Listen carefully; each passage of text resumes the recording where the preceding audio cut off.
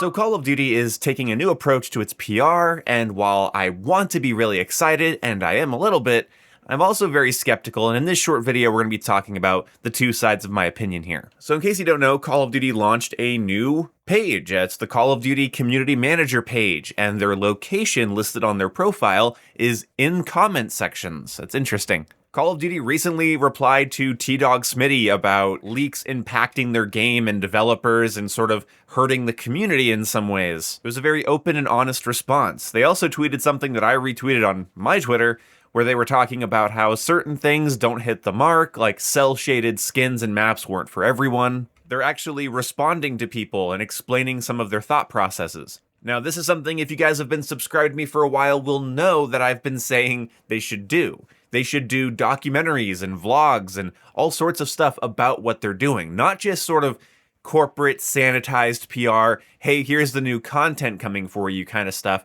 Really like break down, hey, we're not adding this because we think it's going to harm the game this way. Like, be clear, be blunt, be direct, so that the community doesn't have to argue against a concept or argue for a concept. I don't want to argue for Call of Duty. I'd rather be able to cite Call of Duty's argument for itself. I brought this up back when Infinity Ward didn't change the minimap back to being a traditional minimap or add dead silence to Modern Warfare.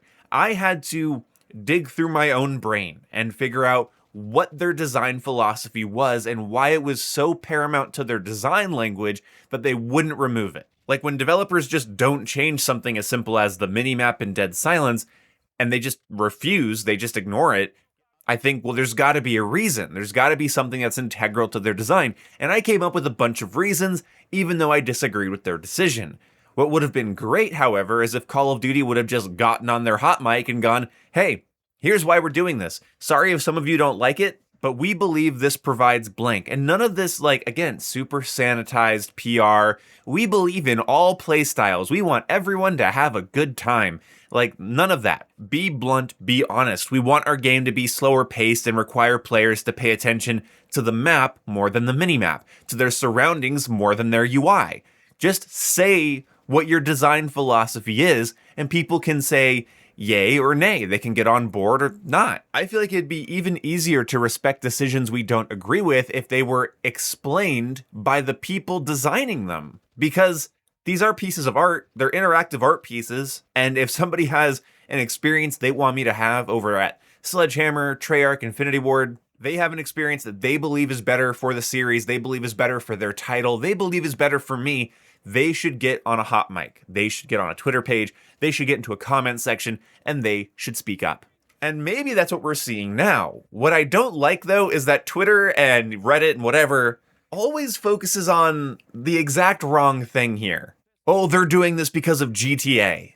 Or, oh, they're doing this because of Modern Warfare 4's failing expectations. I mean, maybe, but getting hung up on why a company does something is really irritating to me. Also, when it's always like subtly negative, like, honestly, if we're just being pragmatic about it, Xbox got a new CEO, they're trying to change the face of the brand, Activision is under Microsoft, and Microsoft, Xbox, probably wants their flagship thing they purchased, their, $22 billion purchase of Call of Duty, to matter more, so they want to, like, increase public relations. And honestly, it makes sense because as somebody who's been making YouTube videos on Call of Duty for well over 10 years now, I have to say, one of the worst things about Call of Duty and its interaction with its community is the lack thereof. It's the silence that comes from Call of Duty sometimes that's so fucking deafening, and it's great to see that change. It does not surprise me at all or seem like a far-fetched idea that the first thing they would analyze as a problem with the brand is their lack of public relations. We all got excited when devlogs came back with Black Ops 7 because it feels like we hadn't really seen true devlogs since like Infinite Warfare, and they can't just be something they pull out when a game is projected to underperform. And seeing how even the worst Modern Warfare games either had amazing player retention or great day one sales, I don't think they're worried about the next one underperforming, especially after 2 years of Black Ops titles. I think it's just a reshaping of how they're handling PR. But again, everybody wants to analyze it under this subtly negative lens. They're doing this because of Battlefield 6. They're doing this because of Battlefield 1. They're doing this because of Grand Theft Auto.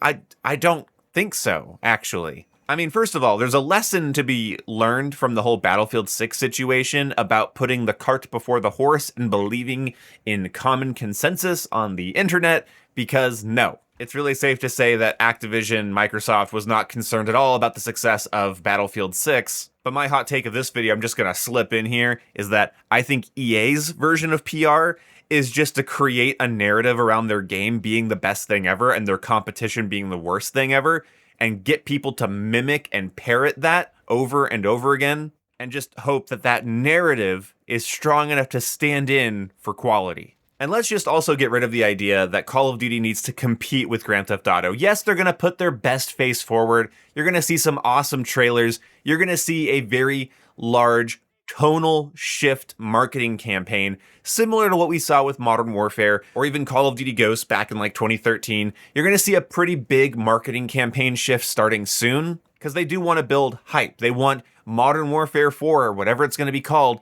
to be a household name even by those who hate it.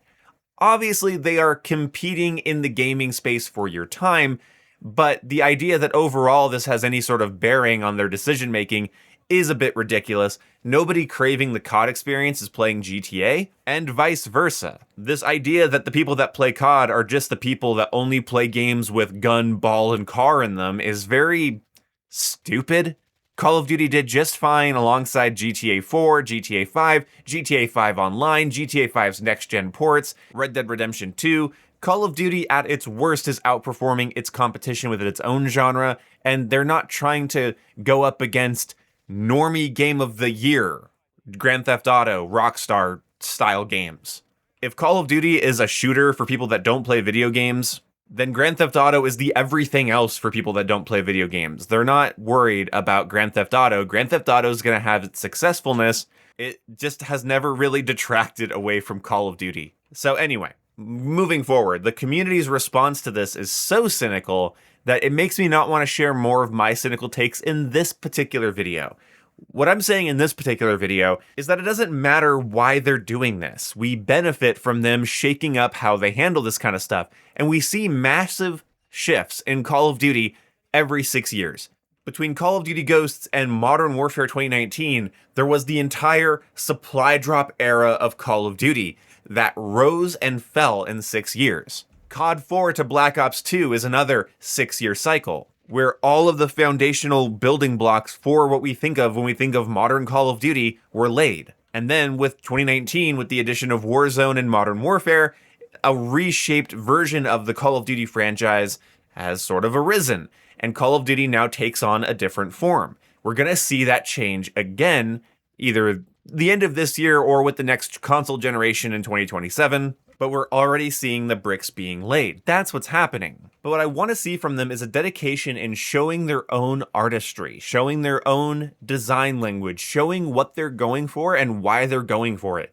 Having Sledgehammer step out of the other two studio shadows and say, hey, this is what makes us great, and Treyarch do the same, and Infinity Ward do the same. Commitments to different styles, to different aesthetics, different time periods. Commitments to making sure that every year there's a justification for excitement. The last 4 years of COD has been 2 Modern Warfare games, back-to-back direct sequels, and 2 Black Ops games that have more similarities than differences. Call of Duty feels so inhuman. It feels so corporate. It feels so silent behind locked doors, behind the curtain. I mean, one of the reasons skill-based matchmaking as a topic took on such a boogeyman role in the community was that we already kind of see everything in Call of Duty as this thing behind the curtain. I think when every Call of Duty game comes out, there should also be a documentary that's released alongside of it, like an hour-long special on their YouTube channel.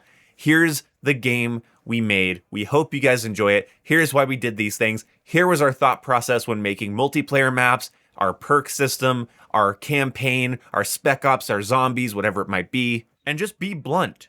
Just have developers in front of cameras going, these games come out every year. So to get your guys' attention and to make you guys feel excited, we're doing this year. And we hope you guys like it. And we're looking forward to your feedback. And then this is maybe the hottest take of this video, maybe even hotter than my EA one earlier. But my thing is that I would respect, at 28 years old, playing COD for all these years, I would respect so much somebody at like an Infinity Ward to sit in front of a camera and go, this is why we're doing this.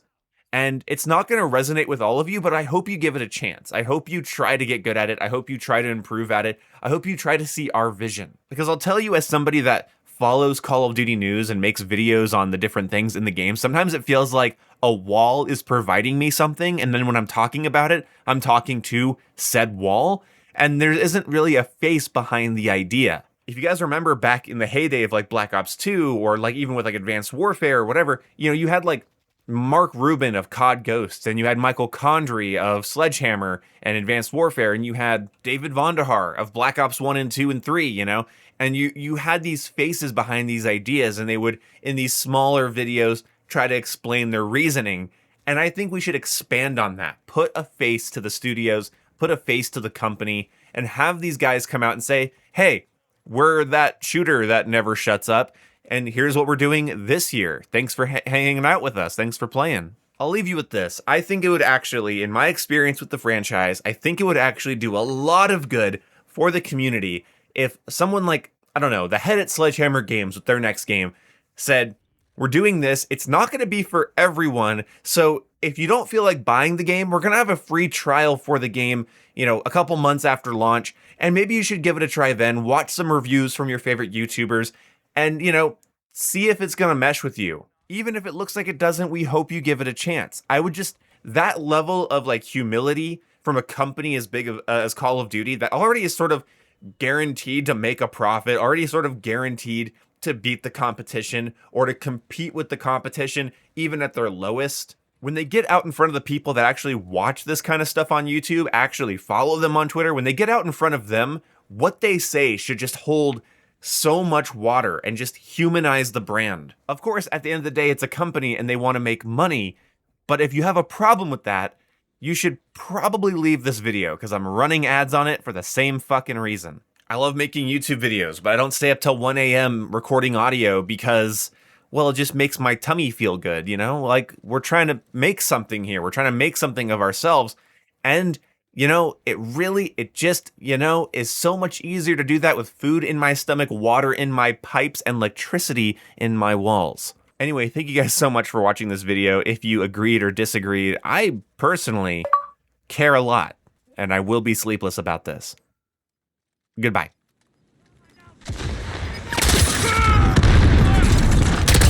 Reloading!